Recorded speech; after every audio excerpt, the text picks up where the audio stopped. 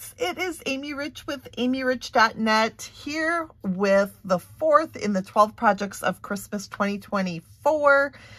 Not only are we here for the 12 projects of Christmas, but we are here for our alternate paper pumpkin project. And I love when I can kind of put two things into one here. And you can see that this kit is fabulous. I actually bought, I think it was 4 refill kits, so that my mom could make her Christmas cards. She doesn't know it yet, but she's going to make those. And it's great because 5 of each card, the supplies for 5 of each card come in the kit. And then there are some extras too as well. So I love that.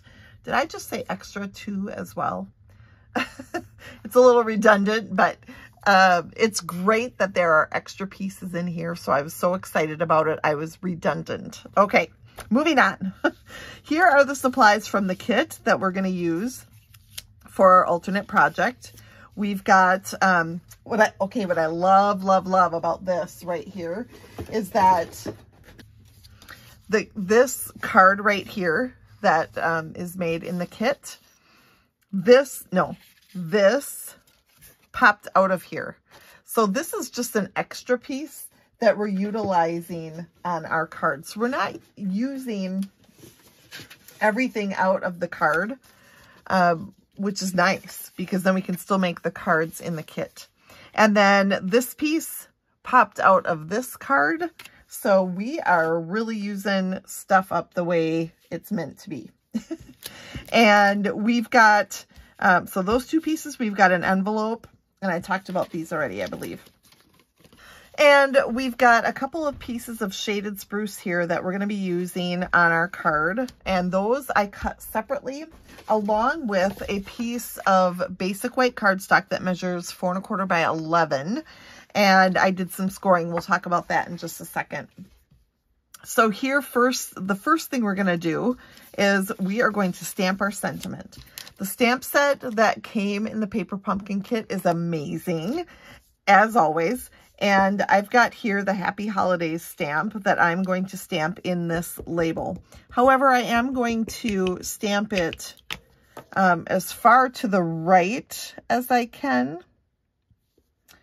So way over to the side, just like that. And that's all the stamping that we're going to do here in this card. Then we're going to get out our paper trimmer and we're going to trim this down to fit in this piece of shaded spruce cardstock.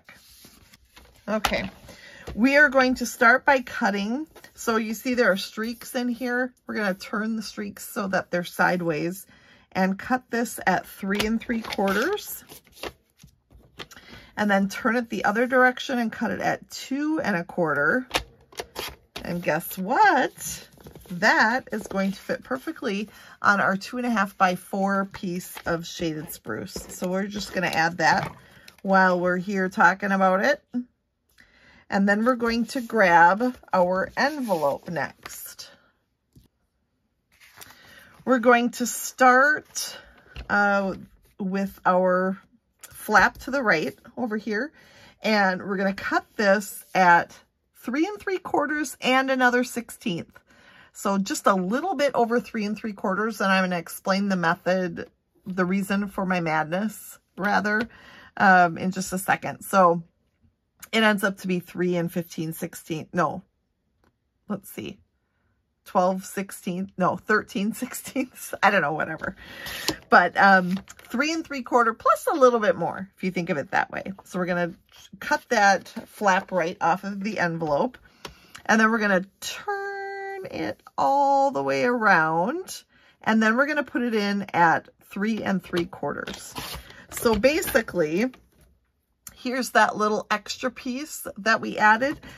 That was so that we could cut that fold or crease right out of the envelope. All right, so now we're going to take the little sprigs of greenery there, and we're going to put this in at 3 1/4 plus another 1/16 or so. That would be 3 1/4 would be 3 4/16. So 3 5/16. Wow, Aim. Yes, I know it's very precise. But like I said, now we turn it around and now we left enough that we can just trim that off. And that is at 3 1/4. So then you end up with 2 pieces of envelope. We want to keep the pretty one. And it ends up to be 3 1/4 by 3 3/4. And that is going to go on yet another piece of our shaded spruce cardstock. So let's get that adhered into place. I'm using Stampin' Seal for most of my assembly on this card. And these are all ready to go. I think everything's ready. So let's bring in the card base. Alrighty. We've got a card base here that measures 4 1/4 by 11, like I said earlier. Our measurements for the score lines are 2 1/2, 2 3/4, 6 3/4, and 8 1/4. And we're going to start by finding the side that this fits. All right, so that would be the side all the way to the right. If you try to lay it here, it's about the same size, and that's not going to work. We want a border all the way around. So we're going to layer this right into this section and give it a nice white border. And this is how we know this is the right side. Okay, so it keeps us, we don't have to guess. Now, which side is the front? This is the back of the card right here. Then there's a score line right next to there. We're going to fold that in. And you can give it a good crease with a bone folder or whatever you have handy. And then back, and then the next crease in, and then back. So it is accordion style that looks a little bit like stair steps here. Then the next piece, we're going to work our way from back to front. The next piece is this, and that's going to go in here. Notice there is a overhang here. We don't want adhesive there. So just make sure when you add adhesive that you give that a little bit of leeway so you don't end up gluing that or taping that down. That would be bad if our card didn't open. And then just use the piece that you've already adhered as kind of a guide to make sure that, you know, it lines up and looks nice. Then we're going to close this. And the next piece we're going to add is the archway. And it fits perfectly in here just like I want it to. And you could do it just like this. However, you can also, if you push this up so that the arch is to the top, and then you push it over so that the side of the arch is on the left, then you can trim this. You could use a pencil to mark it first. But I'm just going to go ahead and hold it in place and trim it. Hopefully it'll look nice when I'm done. And then pull that back and you have a little archway border. See how it just cut that archway the way I wanted it? There is a little notch here at the top of the card, and I'm just going to leave that as is. That just is going to stay there. So now we're going to add adhesive. Again, keeping in mind there's a little overhang here on the side. So we want to be careful. Oh, a little dog hair.